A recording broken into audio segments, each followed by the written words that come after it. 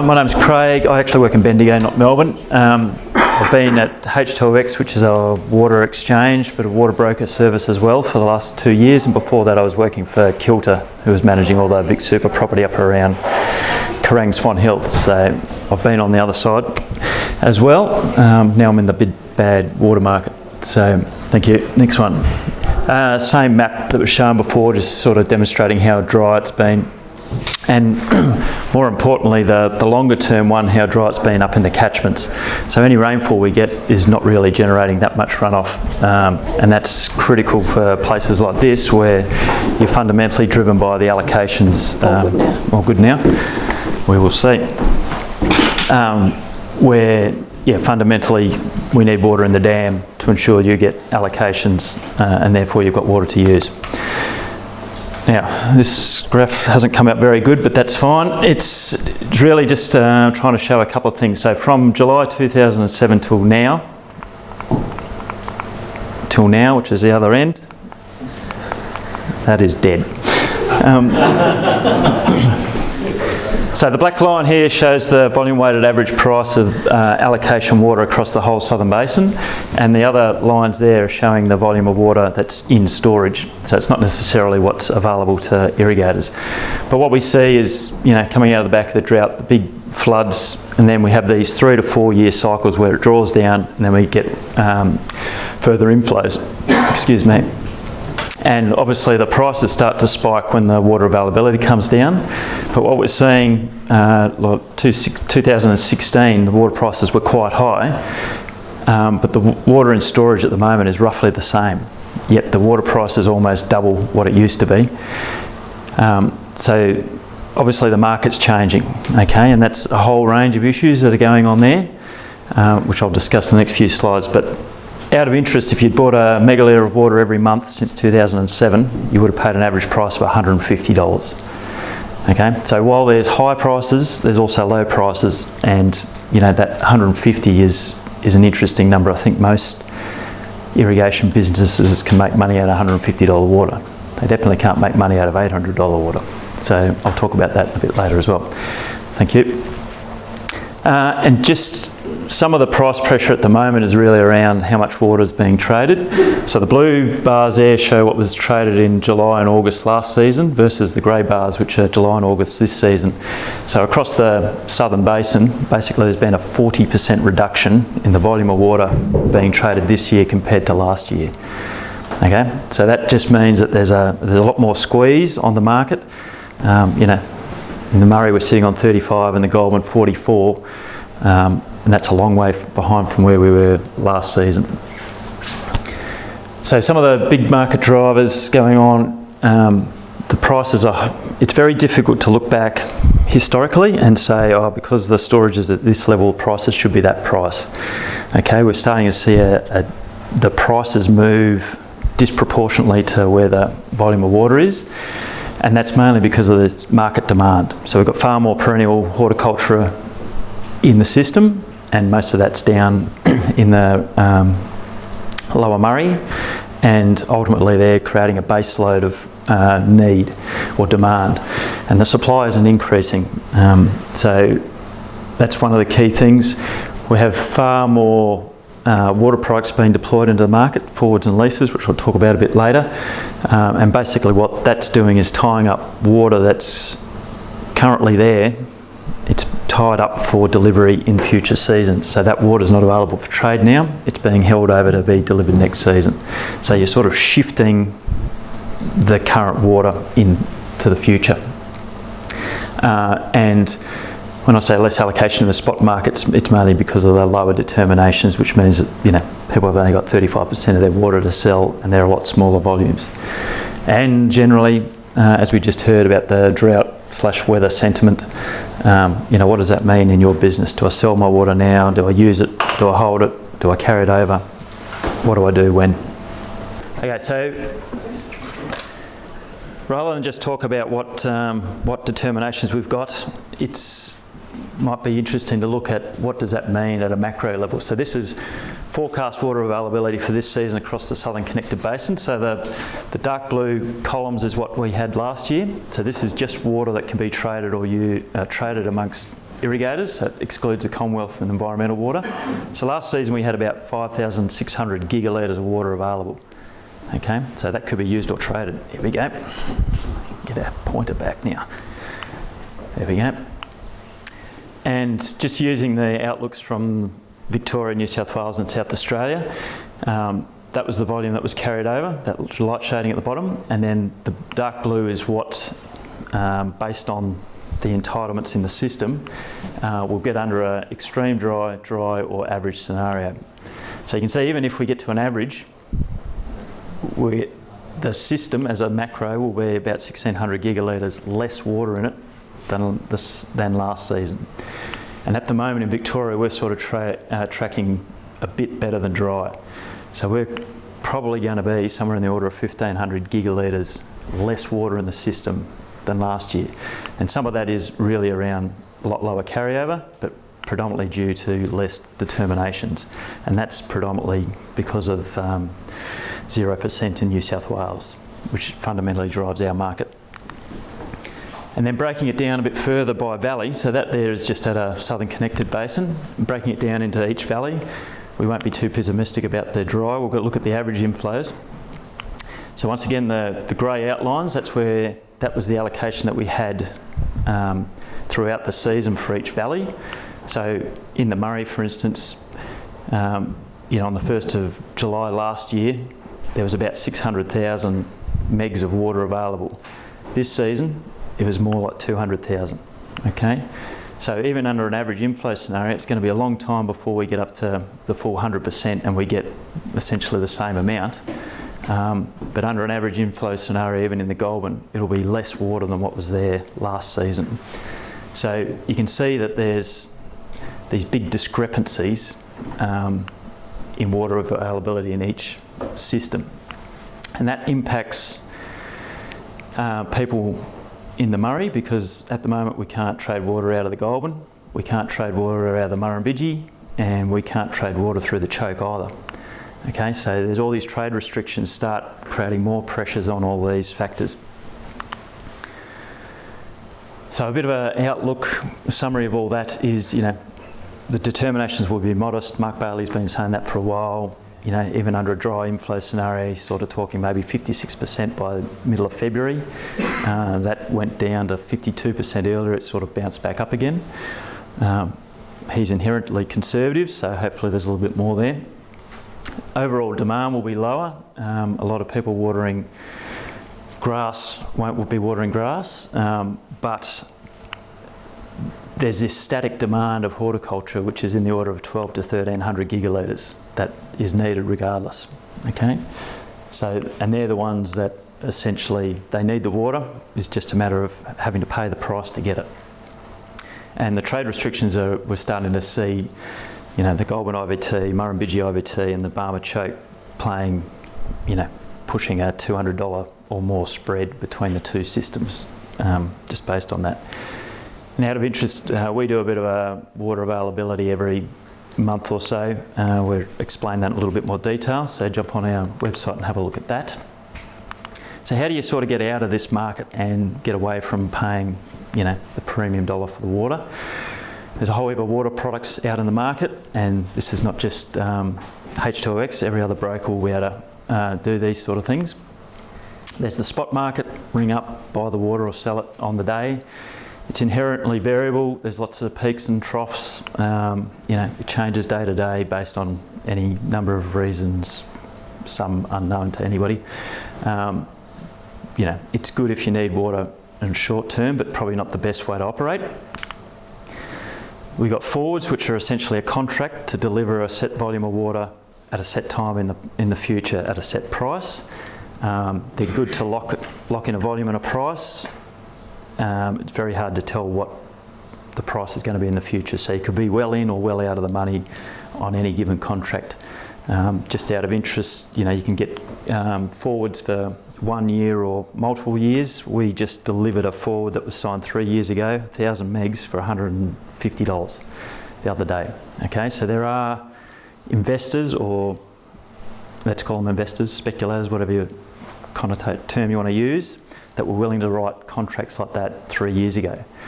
I'm pretty sure anybody in the room can probably use $150 water today. Okay, so it's, you know, the investors and speculators aren't necessarily bad. H2OX have also introduced call options. That's where you pay a small option fee today and you can exercise that option in the future.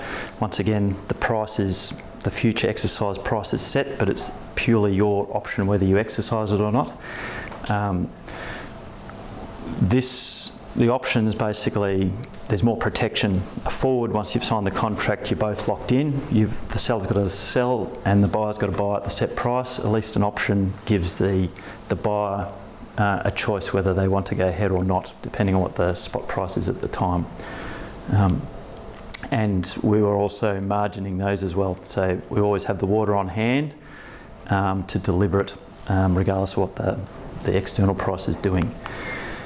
Entitlement leasing, the risks, I guess, not too bad. Entitlement leases in the Murray at the moment are probably around $400 per megalitre. The lease all want a 3 to 5 year period. You've got to pay it regardless of what the allocation is. So there's all those sort of inherent risks of owning the entitlement yourself. Are you better off just going to pay and paying $6,000 for the megalitre rather than leasing it? But you can lease any sort of class of water, and leasing or parking space at the end of each season. So general considerations, just because you sit in the Murray or the Goulburn doesn't mean you've only got to lease or have products in those valleys. You could have products in different valleys. There's obviously the risk of being able to move it between the valleys if there's restrictions in place, but it can be another way to hedge your price risk or prices. You can always convert water to money and then buy the water back where you need it. Another key factor is the counterparty, who's on the other end of the contract. Okay, and any broker, if they're trying to sell you something, always ask, or they should show you the contract, and you should be able to see who the other counterparty is. You should be able to do due diligence on that counterparty to satisfy yourself that you trust that they will deliver, regardless of what's happened in the actual spot market. There's plenty of forwards fall over where people have written a forward to say, I'll sell you water at 150 and the price has been 250 and the seller's gone, well, I'm not going to deliver that forward because I can go out into the market and get an extra $100. So what happens to them? Like, who pulls the pin? What happens? Well, in theory, the contract should protect you. The problem with the contract is you've got to go to court and argue it, and in the end, the court will just say, yep, you can have your money, but the money's not what helps you. You want the wet stuff through the wheel. That's what you're sure is up for. Correct. So, and that's the sort of difference between something like a forward, where you're not protected in any way aside from the contract, versus a call option where, you know, we're sort of margining, you know, so the waters will always be there to deliver to the party. But yeah, the counterparty risk is a real one, and it becomes more accentuated when prices are high or fluctuating over large variances. And ultimately, what are the total costs? So how much are you going to pay to get that megalitre of water landed in your account with all the fees and stuff on top? So just a quick summary. Every enterprise and season is different. Trying to get the price down or average your price down is the key. You won't be able to get it at that, you know, you'd be pretty lucky to be able to beat that $150 over the long term. But I think the best option to look at is when the spot market sort of goes down under your cost of production, that's the time to start looking at what products can I lock in to secure my water into the future. And that may not be 100% of it. You might, you know, let's say water price goes under 100 and somebody's offering a forward at 150. You might say, well, it's probably not a bad thing. I might lock in a third of that, of my water at that price. It just means that you've hedged out some of that risk, that if the price goes up to 250, you know, you're still in the game. And yeah, the products can help you underpin your long-term water security. More consistent prices. You might relinquish some of the upside. We all think we can buy water at the bottom of the market and sell it at the top. I don't know anybody who's ever done that, regardless if they're a speculator, a farmer, or Beryl and Ern who are 85 and got their own water. I've never ever seen somebody pick the top of the market and sell it and buy at the bottom. It's just not possible.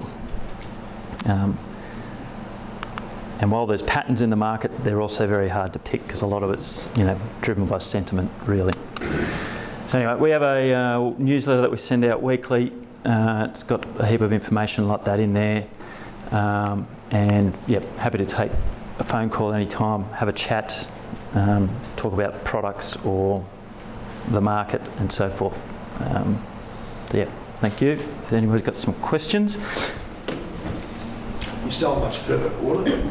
Yeah, so we do permanent water as well. You selling a bit of it though? Look, if anything comes in, we can sell it straight away, basically. There is, the demand is in... Yeah. And how much? So the last parcel of Murray 7 that we sold was 6,100 dry.